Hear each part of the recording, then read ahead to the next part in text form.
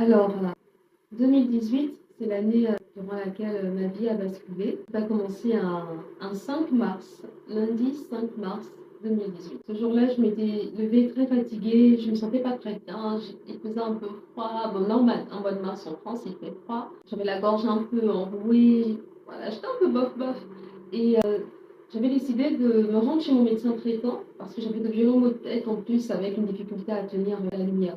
Donc, j'étais restée dans le noir toute la matinée. Puis, je suis allée voir mon médecin traitant, mais qui malheureusement n'avait pas de place pour me recevoir. Donc, j'avais quand même pris un rendez-vous. Il avait une place pour le mercredi, je crois, à 11h ou à 15h, je ne sais plus trop. J'avais quand même gardé cette place.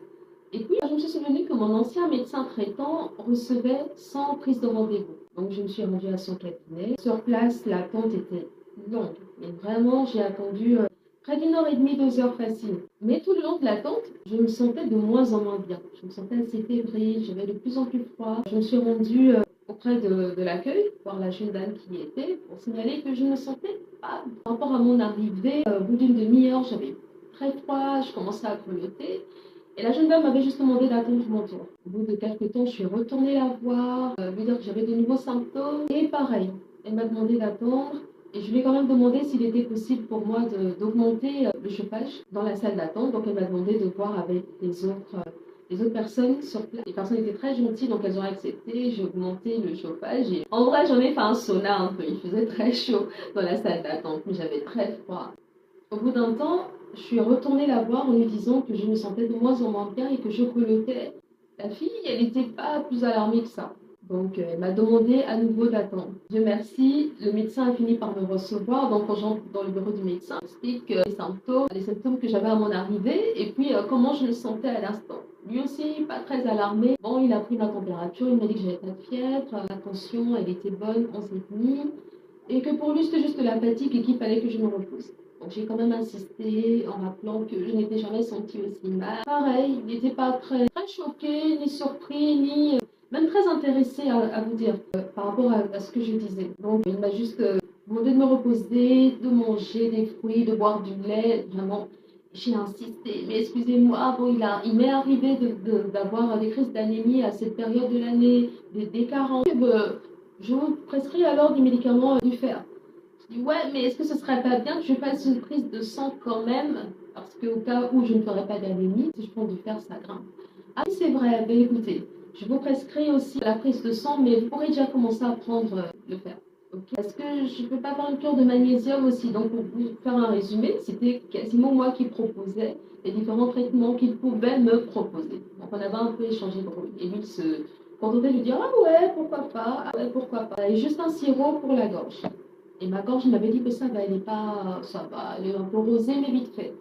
Donc d'après lui, j'allais bien. Malgré tout ce que je disais, il m'a reconduit à la porte. Sa secrétaire est arrivée et il m'a ignorée. Parce que j'insistais, mais je vais pas bien, je me sens pas bien. Et puis il parlait avec elle. Bon, je suis partie. Je me suis dit, bah, peut-être que je vais bien, puisque ma température est bonne, ma tension aussi, et qu'il m'a juste dit je dois me reposer. Je vais donc aller en pharmacie, prendre les médicaments qu'il m'a prescrits et ça ira. Mais il pleuvait, donc j'ai préféré rentrer d'abord chez moi. Mais dans les transports, je grelottais encore plus, mes genoux s'entrechoquaient, là maintenant mes dents aussi. Je priais juste pour arriver à la maison. Je me parlais, Elsa, tu vas pas t'évanouir. Elsa, tu vas tenir. Elsa, tu vas rentrer à la maison. Elsa, tu es forte, ça ira. J'essaie de me booster au maximum. En arrivant, j'ai dit à mes petites sœurs que je n'allais pas bien. Donc, l'une est allée en pharmacie, m'acheter tous les médicaments qu'il m'avait prescrits. Et la seconde est allée cuisiner pour que je mange quelque chose. Donc, ça n'allait pas mieux. J'étais fatiguée. J'ai fait une sieste. J'ai mangé mon repas que j'ai régurgité. Et on s'est dit, ok, si jusqu'à demain ça va pas, on va aux urgences. Donc, la nuit était difficile, j'ai régurgité encore mon repas et le lendemain on s'est dit c'est bon, on va aux urgences.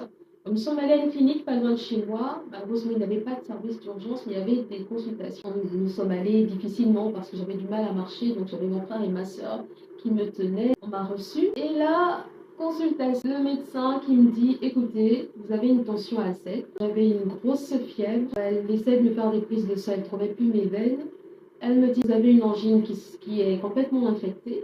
J'ai dit, c'est pas possible en fait. Hier, le médecin m'a dit, attention à 7, pas de fièvre, la gorge, ça va, allez dormir, buvez du lait, manger des fruits. Et là, on est vraiment passé du normal à l'extrême urgence. Donc, ils ont commencé à s'affairer dans la salle. Elle appelait des collègues pour essayer de me piquer. Ils n'arrivaient pas. Et ils m'ont expliqué que je devais être conduite au service d'urgence de la réanimation de l'hôpital de Lyon. Donc, tout de suite, c'est devenu l'urgence extrême. Et sur le trajet, je me sentais vraiment partir. Je me sentais vraiment partir. Et il y avait l'urgentiste avec moi à l'arrière qui arrêtait pas de me dire Elsa, restez éveillée, ne dormez pas, ne dormez pas. Et je l'entendais dire à son collègue mais pas si vite parce qu'elle va nous lâcher. Elle est en train de nous lâcher. Elle parlait à son collègue, donc j'avais des pertes de connaissances, je revenais à moi. Nous sommes arrivés aux urgences, donc panique à bord, plein de pousses blanches autour de moi, je vous passe les détails. Mais au fil des heures, je me suis retrouvée en réanimation. Des médecins autour de moi qui essayaient de me donner le plus d'informations possible. En fait, j'étais en train de faire une septicémie avec ce qu'on appelle une défaillance multiviscérale. Donc, tous les organes vitaux qui lâchent en fait les uns à la suite des autres. Et là, les reins avaient déjà lâché, le foie a suivi. Au fil des heures, les poumons, donc on avait dû m'intuber. Il ne restait plus que le cœur qui, quand les médecins s'attendaient à ce qu'il lâche à un moment donné. Et le cerveau, qui lui aussi était de moins en moins oxygéné parce que mon corps avait arrêté de produire du sang. Mon frère et ma sœur étaient à mon chevet et la nuit du 6 au 7, les médecins sont allés voir mon frère et ma sœur afin de leur dire on a fait tout ce qu'on pouvait. Et là, Elsa est dans le coma. On ne vous cache pas que médicalement parlant, on a tout fait et il n'y a plus de réaction. À l'heure actuelle, ce sont toutes les machines auxquelles elle est reliée qui fonctionnent. Mais nous savons que si nous débranchons, il n'y a plus rien. Donc, on a besoin de votre autorisation pour pouvoir la débrancher. Et voilà, vous avez la possibilité d'aller lui dire au revoir et ensuite, nous allons débrancher.